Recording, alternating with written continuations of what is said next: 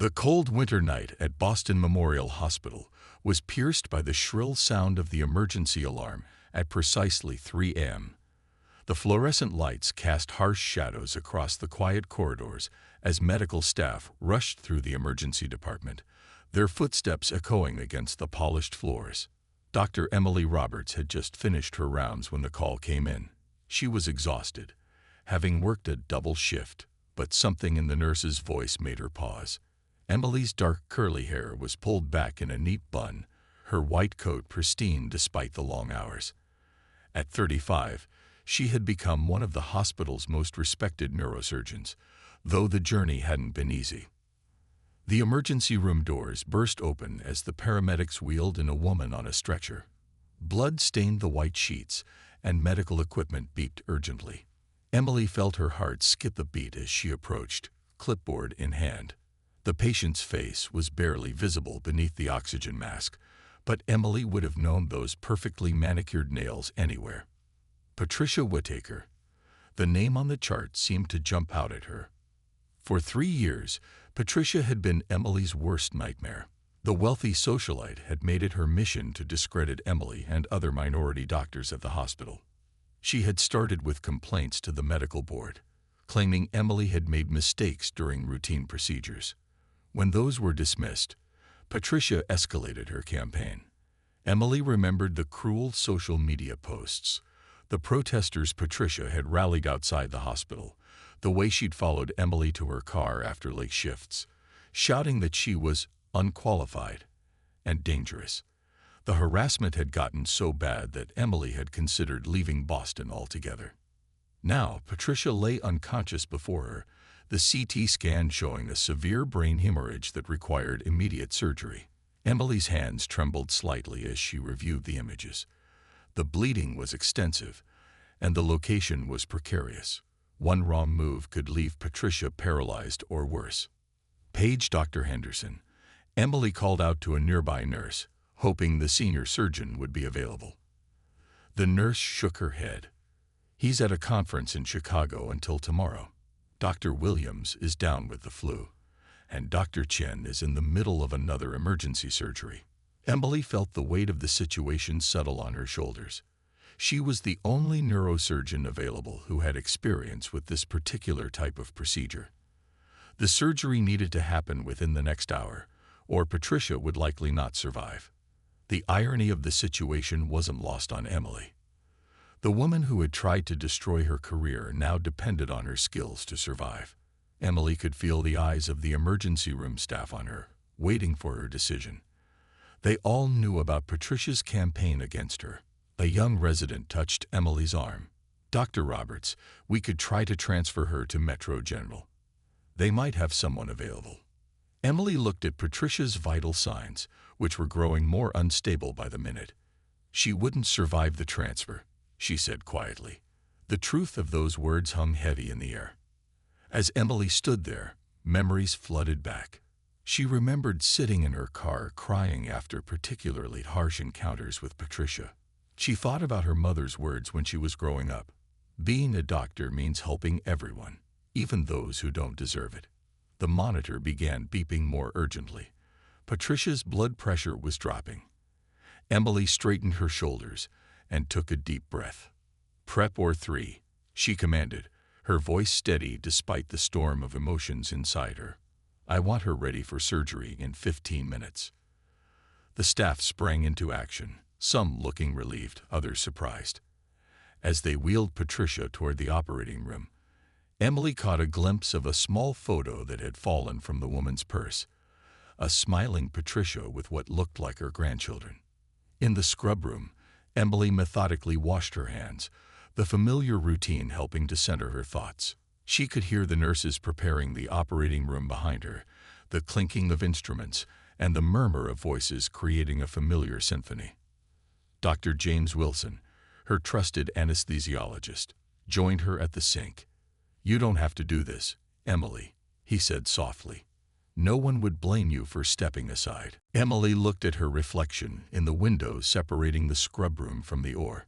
She saw the determined face of a doctor who had fought against prejudice and discrimination her entire career. She saw someone who had earned her position through years of hard work and dedication. "Yes, I do have to do this," she replied. "Not for her, but for everything I believe in. For every young girl who dreams of becoming a doctor and is told she can't. For every patient who needs to trust that their doctor will help them, no matter what." The scrub nurse helped Emily into her surgical gown and gloves. As she entered the operating room, the familiar scent of antiseptic filled her nostrils. Patricia lay draped on the table, her face now hidden behind surgical sheets. Only a small section of her skull was visible, marked for the incision. Emily looked around at her team, nurses, technicians, and assistants who had worked with her countless times before. They all knew what was at stake. Not just a life, but a principle. "Time to save a life," Emily said, holding out her hand for the scalpel. "Let's show everyone what quality healthcare really looks like." The overhead lights blazed bright as Emily made the first incision, her hands no longer trembling. In that moment, she wasn't operating on Patricia Whittaker, the woman who had harassed her. She was operating on a human being who needed her help, and that was all that mattered. As the monitors beeped steadily in the background, Emily felt a sense of calm wash over her. She had trained for this. She had earned this. And now, she would prove why she deserved to be exactly where she was, not through words or arguments, but through the skilled work of her hands and the dedication in her heart. The clock on the wall ticked past 3:30 a.m. as Emily began the delicate procedure that would determine not just Patricia's fate, but perhaps the future of their shared story. 3 months before that fateful night in the operating room, Emily had been walking to her car after a long shift when she first noticed the expensive black Mercedes following her. The autumn leaves crunched under her feet as she quickened her pace, her heart racing. The car's headlights cast long shadows across the nearly empty parking lot. It was Patricia Whittaker again. The wealthy hospital board member had been escalating her harassment campaign for weeks, but this was different. This felt dangerous. Emily clutched her keys tightly, remembering how it had all started. A simple complaint about wait times had somehow turned into a crusade. Patricia had first approached the hospital administration, claiming that Emily had been rude and unprofessional during a routine consultation. When the review found no wrongdoing, Patricia's attacks became more personal. The social media posts began appearing shortly after. Emily remembered sitting in her office, staring at her computer screen in disbelief as she read Patricia's public Facebook statements. "Would you trust your life to someone who probably only got their position through quotas?" The posts always stopped just short of naming Emily directly, but everyone knew who Patricia was talking about. Then came the YouTube videos. Patricia, perfectly coiffed and speaking with practiced calm, would stand in front of Boston Memorial Hospital, warning people about the dangerous lowering of standards in medical hiring. She never explicitly mentioned race, but her meaning was clear in every carefully chosen word. Emily's colleagues tried to support her, but they couldn't stop the whispers in the hallways or the sideways glances from some patients. Dr. James Wilson had found her crying in the break room one evening after a particularly brutal day. "You can't let her win," he had said, handing her a tissue. "You're twice the doctor she'll ever understand." But the campaign took its toll. Emily started second-guessing every decision, triple-checking every chart. The confidence she had built over 15 years of practice began to crack. She lost sleep, lost weight, and nearly lost herself. The protests were what finally pushed Emily to her breaking point. Patricia had organized a small but vocal group to stand outside the hospital, with signs questioning the hospital's hiring practices. Local news crews showed up, drawn by the controversy. Emily had to enter through the back entrance, feeling like a criminal in her own workplace. One rainy Tuesday morning, Emily had arrived at work to find her office door plastered with printouts of negative patient reviews. All fake, all clearly orchestrated by Patricia. As she pulled them down, her hands shaking, Emily noticed her nameplate had been defaced. Something inside her broke that day. She submitted her resignation letter that afternoon. Dr. Sarah Mitchell, the chief of surgery, had refused to accept it. "This is exactly what she wants," Sarah had said, pushing the letter back across her desk. "You've worked too hard to let someone's hatred destroy your career." But it wasn't just about Emily anymore. Patricia had begun targeting other minority doctors at the hospital. Dr. Rodriguez in pediatrics found his patient schedule mysteriously empty after Patricia visited her regular mommy group. Dr. Chen in cardiology had his credentials questioned publicly on Patricia's growing social media platform. Emily remembered the day she finally decided to fight back. She was treating a young black girl who wanted to be a doctor. The child looked at Emily with such hope, such admiration. "You look like me," the girl had said, beaming. "Mom says that means I can be a doctor too." That evening, Emily filed for a restraining order against Patricia. She documented every incident, every post, every act of harassment. The hospital's legal team finally got involved, threatening Patricia with legal action if she continued her campaign. Patricia's response was to double down. She hired lawyers of her own, claiming she was just concerned about patient safety. She started showing up at medical board meetings, questioning every case Emily had ever handled. Each accusation was disproven, but the investigations took time and emotional energy. The stalking began soon after. Patricia would wait in the parking lot, following Emily home in her black Mercedes. She would show up at restaurants where Emily was dining with friends, sitting nearby and staring. She even appeared at Emily's neighborhood grocery store, accidentally bumping into her cart and spilling its contents. Emily installed security cameras at her home. She varied her routes to work.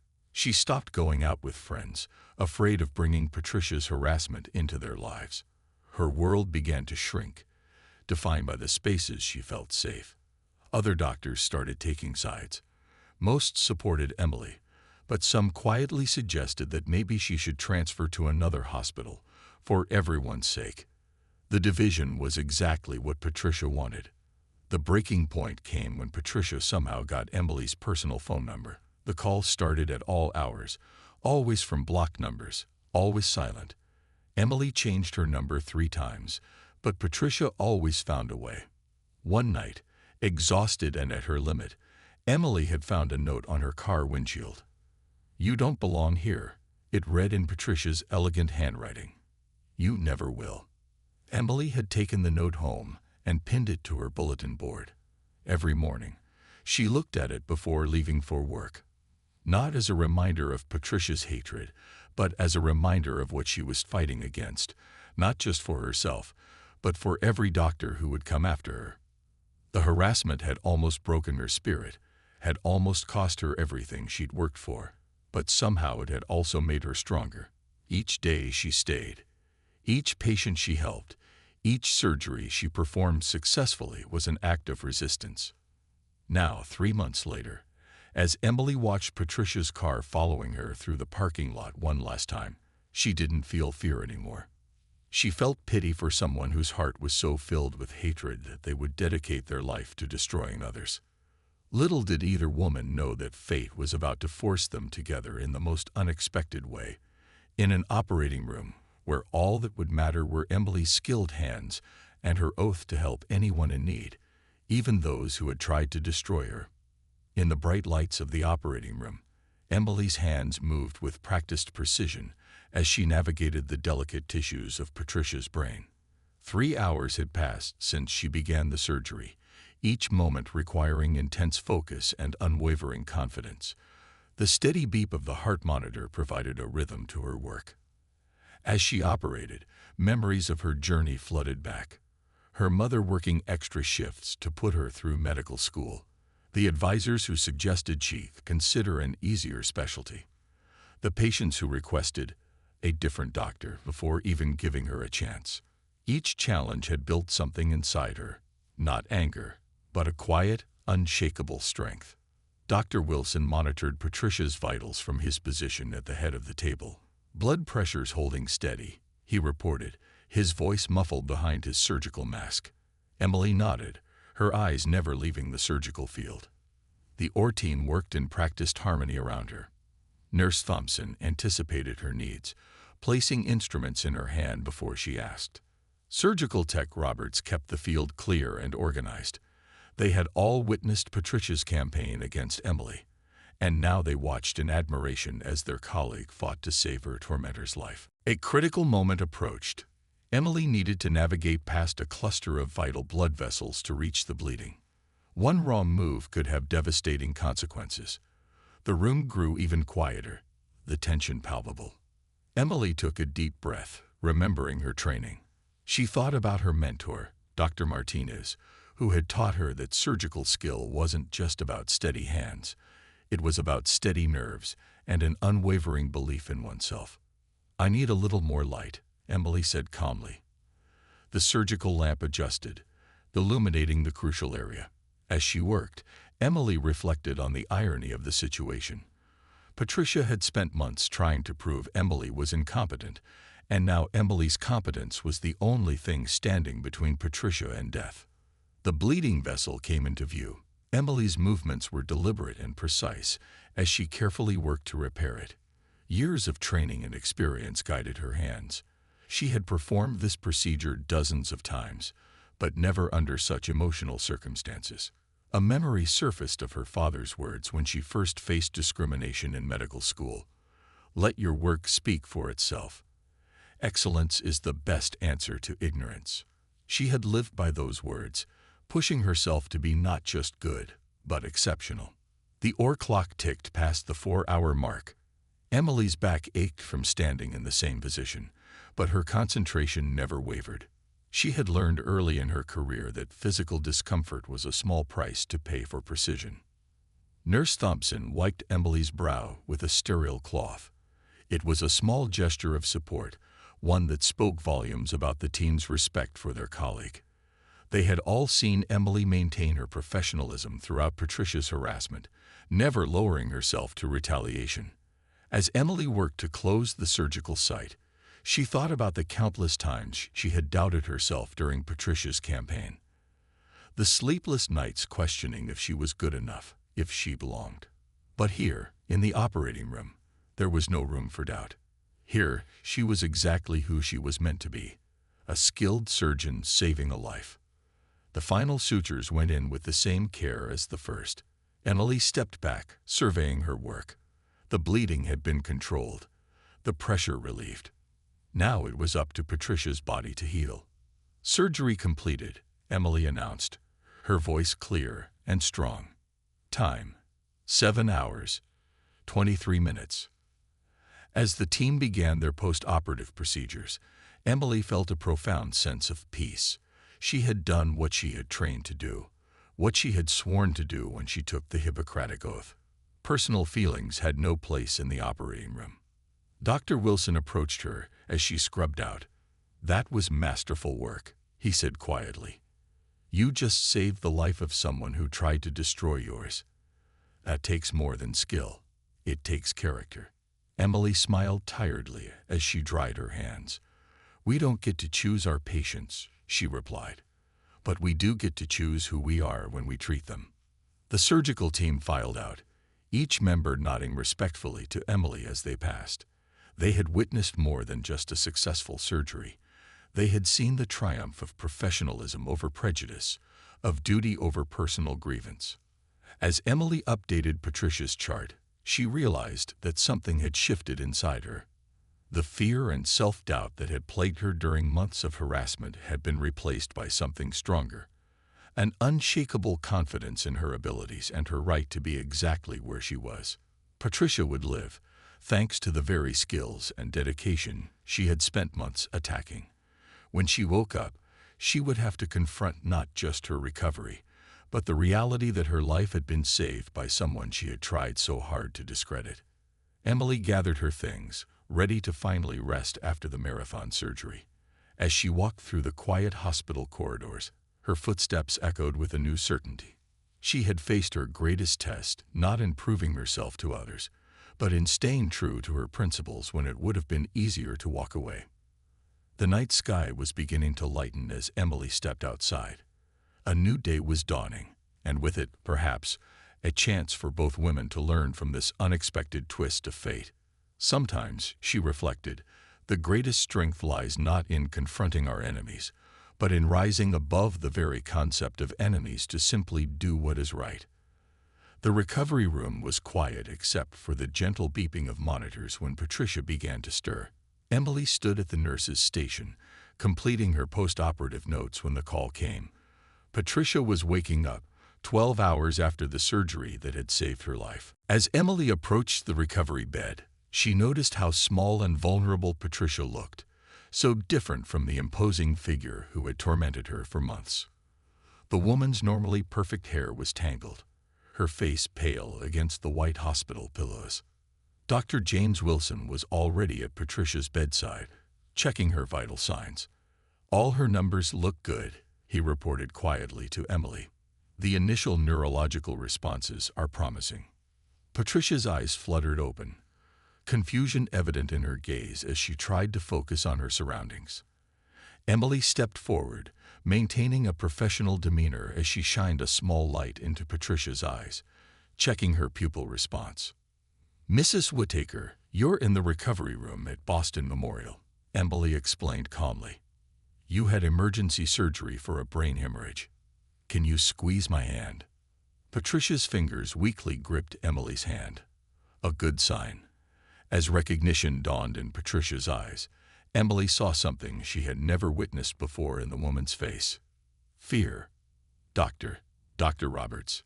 Patricia's voice was barely a whisper. You operated on me." Before Emily could respond, a tall man in an expensive suit burst into the recovery room. Robert Whittaker, Patricia's husband, looked between his wife and Emily with evident shock. He had been just as vocal in the campaign against Emily as his wife. "What is she doing here?" he demanded, pointing at Emily. "I want another doctor." Nurse Chen stepped forward protectively, but Emily raised a hand to stop her. "Mr. Whittaker," she said evenly, "your wife came in with a critical brain hemorrhage last night. I was the only neurosurgeon available qualified to perform the necessary procedure. The surgery was successful, and your wife's initial recovery signs are positive." Robert Whittaker's face reddened. "You expect me to believe? She saved my life." Patricia's weak voice cut through her husband's anger. "Robert, please." The room fell silent. Emily continued her post-operative examination, checking Patricia's responses and motor functions. Each positive response added to the evidence that the surgery had been a complete success. As Emily worked, she noticed Patricia watching her with different eyes, not with the contempt and suspicion of before, but with something that looked like wonder and perhaps shame. "Why?" Patricia finally whispered. "After everything, why did you help me?" Emily paused in her examination. The question hung in the air, heavy with months of harassment and pain. The entire room seemed to hold its breath, waiting for her response. "Because that's what doctors do," Emily replied simply. "We help people who need help. All people." Tears began rolling down Patricia's cheeks. Her husband shifted uncomfortably, his earlier anger deflating as he watched his wife break down. "I was so wrong," Patricia managed between sobs. "So terribly wrong. The things I said, the things I did." Emily checked the last of Patricia's vital signs before responding. "Mrs. Whittaker, right now you need to focus on your recovery. We can discuss other matters when you are stronger." But Patricia reached out, catching Emily's wrist with surprising strength. "No, please. I need to say this now. I spent months trying to destroy your career because of my own prejudices, and when I needed help most, you saved my life." The monitors beeped steadily in the background as Patricia continued, her voice growing stronger. "I spent my life judging people based on things that don't matter. I never bothered to see the skill, the dedication, the humanity." Robert Whittaker had sunk into a chair, his face in his hands. The nurses and Dr. Wilson stood quietly, witnesses to a transformation none of them had expected. Emily gently removed Patricia's hand from her wrist. "Every patient who comes through those emergency room doors deserves the best care we can provide." That's not just my belief. It's my oath. Patricia nodded slowly, more tears falling. I understand that now. Maybe I had to be the patient to finally see it. The moment was interrupted by Dr. Mitchell, the chief of surgery, entering the room. She had heard about the night's events and came to check on both patient and surgeon. Dr. Roberts, she said warmly, excellent work last night. Mrs. Whittaker, you were fortunate to have one of our finest surgeons available when you needed help. Patricia looked at Dr. Mitchell, then back at Emily. Yes, she said softly. I'm beginning to understand just how fortunate I was. As Emily prepared to leave, allowing Patricia to rest, she heard the woman call out once more. Dr. Roberts, thank you. Not just for saving my life, but for showing me what real strength looks like. Emily nodded acknowledgement before stepping out into the hallway. As she walked away, she heard Patricia talking to her husband, her voice carrying clearly through the door. We have to make this right, Robert. All of it. The next few days would reveal whether Patricia's change of heart was genuine or merely the result of post-operative gratitude. But for now, Emily had done what she had trained to do. She had saved a life, and perhaps helped heal something more than just a physical wound. As she headed to check on her other patients, Emily felt lighter somehow. Sometimes the greatest victories come not from defeating our opponents, but from showing them a better way forward. 5 hours into the intricate brain surgery, Emily's skilled hands carefully navigated the complex network of blood vessels when something unusual caught her eye. Just beyond the hemorrhage site, she noticed an abnormal mass of tissue that shouldn't have been there. Can we get a closer look at this area? Emily asked, her voice steady despite her growing concern. The surgical microscope adjusted, bringing the suspicious region into sharp focus. Dr. Wilson leaned forward from his position at the anesthesia station. What are you seeing? Emily's heart began to race as the implications became clear. The mass was pressing against Patricia's frontal lobe, the area of the brain responsible for personality, decision-making, and emotional control. The location and appearance suggested it had been growing there for months, perhaps even a year. There's a tumor, Emily announced to the surgical team. Small but significant, it's pressing on the areas that control behavior and emotional regulation. The nurses exchanged glances. Everyone in that operating room knew about Patricia's campaign of harassment against Emily. Now they were witnessing a possible explanation for the wealthy woman's dramatic personality change. Emily remembered conversations with other hospital staff about how Patricia had been different before. Some of the longer-serving nurses had mentioned that she used to be known for her charity work and kindness to staff. The change had seemed to come out of nowhere.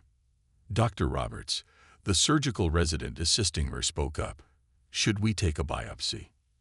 Emily nodded, her mind racing through the implications. Prepare the equipment. We need to know what we're dealing with. As they waited for the biopsy tools, Emily thought back to all the confrontations with Patricia over the past year. The increasing aggression, the irrational behavior, the sudden fixation on targeting minority doctors, all possible symptoms of a brain tumor affecting her personality. The biopsy confirmed Emily's suspicions. The tumor, while likely benign, was positioned in a way that was affecting Patricia's behavior.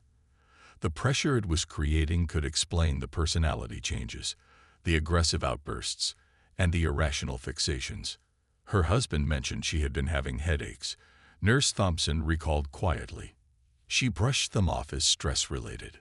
Emily felt a complex mix of emotions as she continued working to save Patricia's life. The woman who had made her life miserable for months wasn't entirely responsible for her actions. The tumor had been silently affecting her behavior, turning her into someone she wasn't. As Emily carefully worked to remove both the tumor and address the hemorrhage, she thought about how fragile human personality could be. A small growth in the wrong place could transform a kind person into someone unrecognizable. Blood pressure's holding steady, Dr. Wilson reported. We're good to continue. The next 2 hours were intense as Emily meticulously removed the tumor while ensuring no damage was done to the surrounding healthy tissue. Each movement had to be precise, each decision carefully considered. The surgical team worked in focused silence, understanding the gravity of what they had discovered. This wasn't just about saving Patricia's life anymore. It was about giving her a chance to return to her true self. Emily remembered the photos she had seen in Patricia's file. Images of her at hospital charity events from 2 years ago, smiling and presenting checks to the children's ward. That was before the tumor, before the change. Final piece removed, Emily announced as she carefully lifted the last of the tumor tissue away. Let's close up and get her to recovery. As the team began the closing procedures, Emily couldn't help but think about how this discovery would affect both their lives. Patricia would wake up to learn not only that the doctor she had tormented had saved her life, but that her actions might not have entirely been her own. The weight of this knowledge settled on Emily's shoulders. She would need to explain everything to Patricia's family, help them understand that the woman they had watched change over the past year had been affected by an undiagnosed medical condition. Dr. Roberts, the resident said softly as they finished up, "This changes everything, doesn't it?" Emily nodded slowly. "It changes how we understand what happened, but it doesn't change what we do next. We focus on her recovery and helping her heal, both physically and emotionally." As they wheeled Patricia to recovery, Emily began preparing for what would be an equally challenging task, helping Patricia and her family come to terms with the truth. The road ahead would be difficult, but understanding the medical cause of Patricia's behavior offered a chance for healing that went beyond the physical. Emily stayed late that night, writing detailed notes about the surgery and her findings. She wanted to ensure everything was documented clearly for the discussions that would follow. As she wrote, she realized that this discovery had given her something unexpected, a sense of peace about the months of harassment she had endured. Sometimes, she reflected, the greatest revelations come when we least expect them, turning enemies into patience and hatred into understanding. The human brain, with all its complexity, had taught them all a powerful lesson about judgment and compassion. As Emily finally prepared to leave the hospital, she paused by Patricia's recovery room. The woman was sleeping peacefully, unaware of how her life was about to change. Tomorrow would bring new challenges, but for now, there was just the quiet victory of a successful surgery and the hope for a better future for both of them. 3 days after the surgery, Emily was checking patient charts when a nurse rushed to find her. Patricia Whittaker was waking up. The morning sunlight streamed through the hospital windows as Emily made her way to the recovery room, her footsteps echoing in the quiet hallway. Patricia's room was filled with flowers and cards from family members. Her husband Robert sat beside her bed, holding her hand as her eyes slowly opened. Emily noticed immediately that something was different in Patricia's gaze. The harsh, angry look that had become so familiar over the past year was gone. "Good morning, Mrs. Whittaker," Emily said professionally, approaching the bed. "I'm Dr. Roberts. Do you remember where you are?" Patricia's eyes focused on Emily's face, and tears immediately began forming. "Dr. Roberts, yes, I remember. You saved my life." Her voice was weak but clear, carrying none of the contempt that had characterized their previous interactions. Emily began her neurological examination, checking Patricia's responses and cognitive function. Each test showed promising results, not just physically, but in the clarity and calmness of Patricia's responses. "Mrs. Whittaker, I need to discuss something important with you and your husband," Emily said, pulling up a chair. "During your surgery, we discovered a tumor pressing against your frontal lobe, the part of your brain that controls personality and behavior." Robert straightened in his chair, his face showing shock. Patricia squeezed his hand tighter as Emily continued. "The tumor's location explains the personality changes you've experienced over the past year. The aggressive behavior, the sudden fixations, the emotional outbursts, these weren't entirely you. They were symptoms of the pressure the tumor was putting on your brain." Patricia's free hand moved to cover her mouth as tears flowed freely down her cheeks. "The things I did, the horrible things I said and did to you and the other doctors. The tumor was affecting your judgment and emotional control, Emily explained gently. We removed it completely during the surgery. Your prognosis is good, both physically and mentally. Robert was crying now too. We watched you change, he said to his wife. You became someone we didn't recognize. I should have insisted on getting you checked when the headaches started. Patricia turned her attention back to Emily, her eyes filled with remorse. How can you even stand to be in the same room with me? After everything I did to you. The complaints, the protests, the harassment. Emily checked Patricia's vital signs before responding. I'm your doctor. My job is to help you heal, regardless of the past. But I tried to destroy your career, Patricia whispered. I made your life miserable for months. I was so wrong, so terribly wrong. How can you forgive such hatred? The room fell silent except for the steady beeping of monitors. Emily considered her response carefully. Mrs. Whittaker, forgiveness isn't something that happens in a moment. It's a process. What matters now is that you're healing, and you have the chance to move forward with a clear mind and heart. Patricia's daughter Jane entered the room then, stopping short when she saw the emotional scene before her. She had distanced herself from her mother during the worst of her behavior, unable to understand the change in the woman who had raised her to believe in equality and kindness. Mom, Jane approached cautiously. Are you really you again? Patricia reached for her daughter with a trembling hand.